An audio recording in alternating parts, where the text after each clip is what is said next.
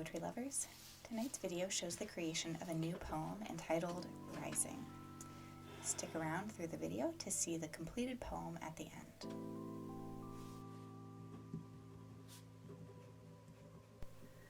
This poem was conceived and written in response to a prompt I gave my intro to poetry class regarding the use of symbolism in poetry. I had plucked this slightly random set of images from my commute that morning to use as an example of how symbol in poetry can be drawn from essentially any concrete image, and I wanted to write a piece that would demonstrate how one might compose a poem using images like these in a symbolic way. So this was an unusual beginning for me. Instead of starting with a sense of adventure or inspiration or the kind of creative imperative that often drives writing, I approached this piece very purposefully with an objective for the kind of writing that would result. It was a different starting place for me, but I enjoyed this approach, and I'm planning to experiment more with essentially giving myself assignments that practice various poetic strategies.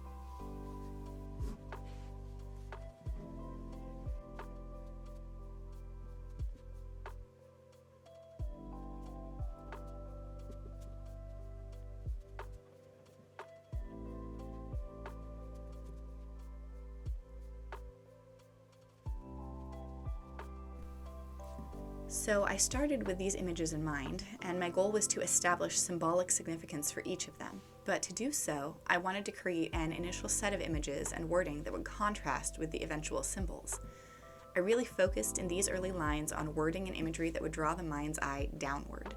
So I used phrasing like pushing, stifling, arresting motion, and images of a child hanging on my calf or my ankle. Places where I made in-the-moment revisions or where I paused to think for a while were really focused on emphasizing the sense of downward force.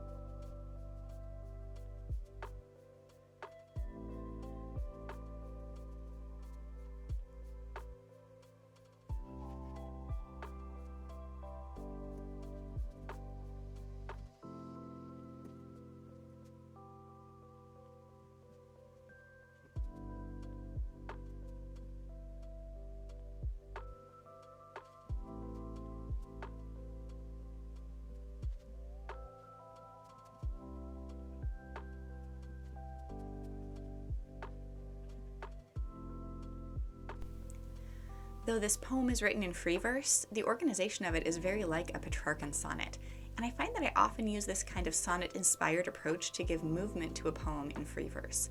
Just as in a Petrarchan sonnet, a turn occurs about 2/3 of the way through that envisions the poem's images and ideas differently, and that presents a new or contrasting thought.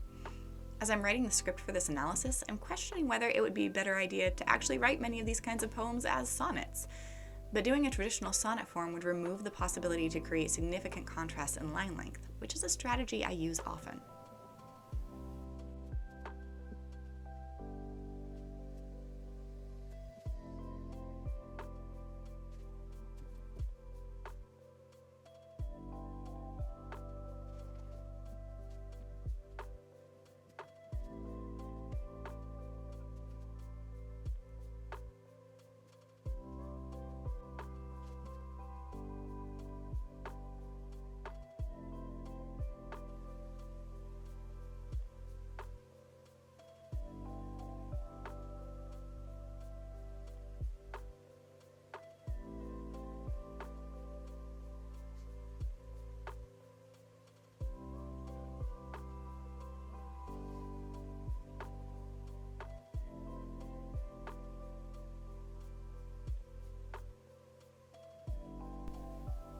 As I moved to what would be about 2/3 of the poem's eventual length, I introduced the images I wanted to focus on, all of which involved upward motion in some way.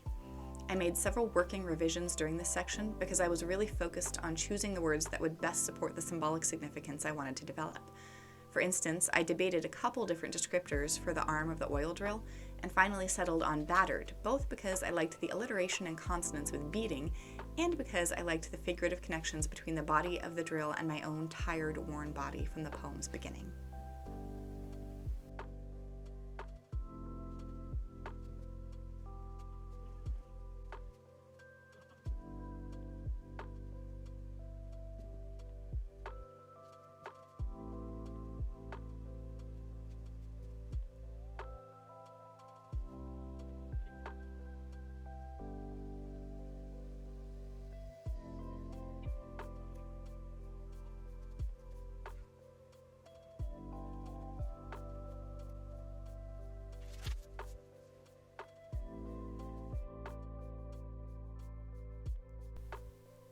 So, as I mentioned before, lineation was one of the most important aspects of planning and executing this whole piece.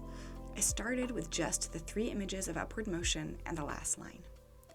I knew that I wanted the words "to rise" to stand on their own, and as I wrote through, I also realized I wanted a much shorter line to preview the turn. Lineation choices like these influenced several decisions in writing this, like how much detail to include, and I've already made or thought about several revisions to this piece in the interest of creating more urgent and engaging single lines. As usual, sharing a poem this rough is challenging. Even in just a first read-through, I saw so many elements that need work. But for better or worse, this is my first draft of a poem I'm calling Rising, written in about 22 minutes on March 3rd, 2021. Rising. I'm driving 75, foot down, toes pushing the pedal as though pressure can produce speed. I glance left, then veer past a concrete mixer, slowing me to a crawl of a 63 in the right lane, stifling a spurt of anger at its pace. All morning long, my children dragged at my ankles, grasping bare leg or pant hem like heavy stones, arresting motion. My daughter, 11 months, clung to my calf with winter fingers, cold from their raw refining between her gnawing gums. Feeling still the icy clasp of her hand demanding focus, feeling still the guilt of prying myself from her grip for this commute. She wept on my instep with an infant's agony, turned tear-bleared eyes up to arc her pre-verbal plea from her face to mine, raised hands to beg. I left. At my left, large in the median, a hawk arrests my remembered vision as he spreads wingspan full wide, climbing air with dun feathers beating gravity down. As he hikes a fluid sky, to my right, the battered arm of the oil well flexes its joints, draws its heft heavenward, summoning oil upward. And ahead, far as dazzled eyes see, exhaust streams in a white sear from a jet aspiring to the apex of the sky. I lift my eyes. How can I blame my daughter when she too stretches herself higher, yearns to rise?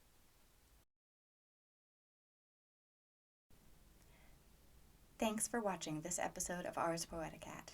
If you enjoyed watching poetry happen, please like and subscribe. Then go make some art.